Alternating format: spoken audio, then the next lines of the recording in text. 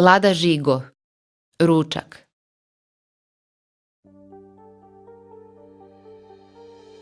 Ljuštim luk i mislim, što više raslojavaš, više boli.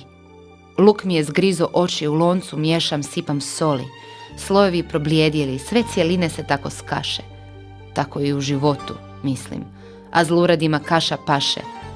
U lonac sad bacam meso, da bezličnosti dadem krvi. Dodatke miješam, žudim boje, mljeveno se june mrvi. Kuhačom vrtim, tuckam, prevrćem sve stvari svijeta, zaneseno, čak naslijepo, bezbrižno, bez pijeteta. Stavljam onda i vegete, da rasulu smisla dadem okus. Iz svih vrećica ponešto sipam, filozofski činim pokus. Svijet je vazda bez logike, nelogičnost treba mudrost. Predajmo se mješavini, ukuhavajmo svoju ludost. Sad kuhaču ko zvrk vrtim i sva pravila rado kršim. Kraj lonca, kraj kaosa, u visokom pravcu stršim. Haha, kikoćem, zdrobit ću te, preokrenut, svojim ću te receptom iz oholosti vedro prenut. Svijet se krčka, sve se pare od njegova bijesa dižu. Mjehurići, bunarići srca moga, po njemu sada gmižu.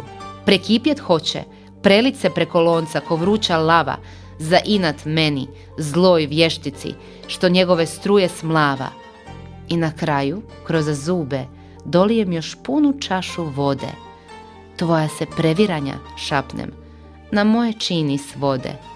I svijet utihne, poražen, iz njeg mrkvica samo viri.